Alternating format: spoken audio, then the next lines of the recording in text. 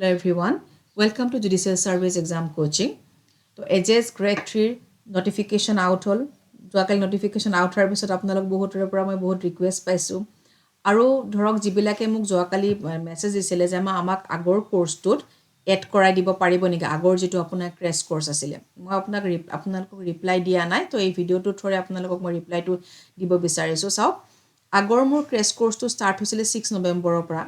তেওঁলোকৰ এতিয়া CPC আৰু ট্ৰান্সফাৰ অফ প্ৰপাৰ্টি এখন আছে সেই দুখনৰো আমাৰ অলমোষ্ট আমাৰ ট্ৰান্সফাৰ অফ প্ৰপাৰ্টি ধৰক 40% হৈছে আৰু CPC ৰ আমাৰ অলৰেডি 50% আমাৰ কমপ্লিট হোৱা বুলি ক'ব পাৰো ইম্পৰ্টেন্ট যিখিনি পাৰ্ট আছে আমাৰ CPC তেওঁলোকৰ উইদিন ফেব্ৰুৱাৰী এই দুখন পেপাৰ কমপ্লিট হৈ গলে তেওঁলোকৰ ল পেপাৰছ ফিনিশ তেওঁলোকে কাৰেন্ট এফেয়াৰ্সও পাই গৈ আছে সাইড বাই সাইড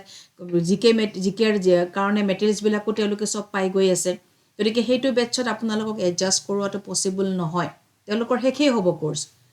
গতিকে আপোনালোকৰ কাৰণে মই 10 ফেব্ৰুৱাৰীত এটা 10 ফেব্ৰুৱাৰীৰ পৰা ক্ৰেশ কোৰ্স এটা ষ্টাৰ্ট কৰিম ওকে আৰু ইয়াত আমাৰ তিনিখন যি আমাৰ নিউ ল পেপাৰছ সেই নিউ ল পেপাৰছক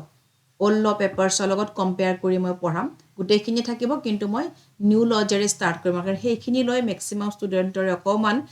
প্ৰবলেম এটা হৈ আছে যে কেনেকৈ পঢ়িম কেনেকুৱা ষ্ট্ৰেটেজি হ'ব লাগে গতিকে আৰু মই এনেও যি সকলক অলৰেডি মই পঢ়াইছো তেওঁলোকক মই তেনেকৈ সদায় কম্পেয়াৰ কৰিয়ে পঢ়াই গৈছো মই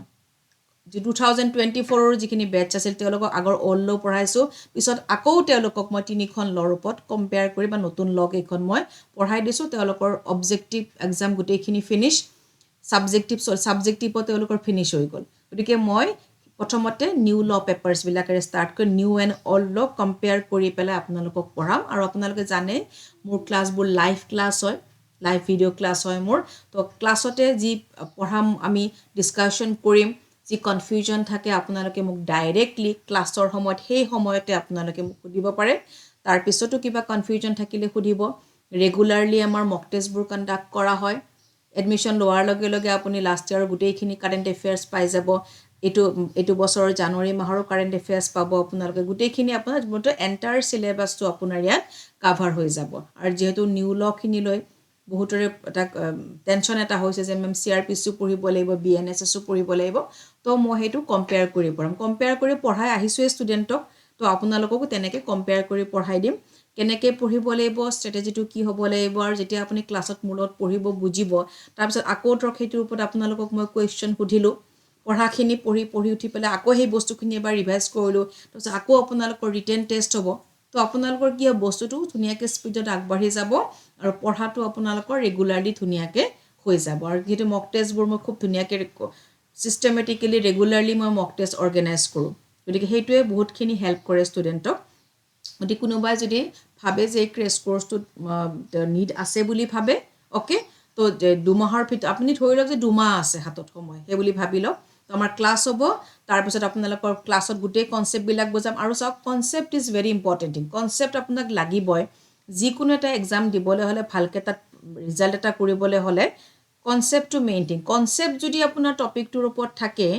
যেনেকৈ কোৱেশ্চন নাহক কিয় ঘুৰাই পকাই কোৱেশ্চন এটা আহিলে আপুনি হেতু ধুনিয়াকৈ আনসাৰ কৰিব পাৰিব আৰু আমাৰ যেগলি কনসেপ্ট বেস কোৱেশ্চন খুব আহে সেইকাৰণে টপিকটো পঢ়াৰ লগে লগে আপুনি জানিব লাগিব এই টপিকটোত কেনেকুৱা ধৰণৰ আমাৰ এমসিকিউজ আহিব পাৰে কেনেকৈ আহিব ডাইৰেক্টলি সেকশনটো নুহুদি বেলেগকেওটো সুধিব পাৰে ওকে গতিকে সেই বস্তুবিলে যাতে আপুনি অপচনছবোৰ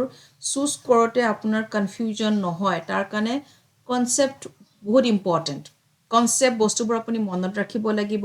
আৰু বস্তুবোৰ যিবিলাক ইম্পৰ্টেন্ট আমাৰ সেই গুটেখিনি খুব থৰলি পঢ়িব লাগিব আপুনি জানিব লাগিব ওকে যে অল লজত কেনেকৈ আছিল নিউ লজত বস্তুটো কেনেকৈ দিছে কি নতুন বস্তু আহিলে তো সেইখিনি যেতিয়া আপোনাৰ ক্লিয়াৰ হৈ যাব তো আপোনাৰ কনফিউজনটো নহয় ওকে গতিকে সেইখিনি সেই তেনেকুৱা এটা ষ্ট্ৰেটেজি লয়ে আৰু বৰ বেছি আৰু বিশেষ মই ক'ব নিবিচাৰো তো সেইখিনি তেনেকৈ মই পঢ়াই আহিছো তেনেকৈ পঢ়াইছো সবকে তো তেনেকৈ এটো কোৰ্সও আমাৰ হ'ব যদি কোনোবাই ভাবে যে এই ক্ৰেশ কোৰ্সটোৰ নিড আছে যদি আপোনাৰ নিড আছে তেতিয়া হলে আপোনালোকে মোক কল কৰিব আৰু আজিৰ পৰা আমাৰ এডমিশন ষ্টাৰ্ট হ'ব আৰু 10 ফেব্ৰুৱাৰীৰ পৰা আমাৰ ক্লাছটো ষ্টাৰ্ট হৈ যাব আৰু দেৰি নকৰো কাৰণ সময় আপোনালোকৰ হাতত নাই গতিকে 10 ফেব্ৰুৱাৰীৰ পৰা ক্লাছটো ষ্টাৰ্ট হ'ব ওকে যদি কোনোবাই ভাবে যে এটো ক্লাছৰ নিড আছে তেতিয়া হলে আপোনালোকে মোক কল কৰিব আৰু এডমিশন ল'ব আৰু বাকি ডিটেইলছ জানিবৰ কাৰণে আপোনালোকে মোক কল কৰিব কল কৰাৰ আগতে প্লিজ এটা মেছেজ দি ল'ব অ'কে কাৰণ মই ক্লাছত থাকিলে মই ৰিচিভ কৰিব নোৱাৰিব পাৰোঁ গতিকে এটলিষ্ট মেছেজ দিব আপোনাৰ নামৰ সৈতে তাৰপিছত আপোনাক মই কৈ দিম আপুনি সেই হিচাপে সেইটো টাইমত মোক ফোন কৰিলে হ'ল থেংক ইউ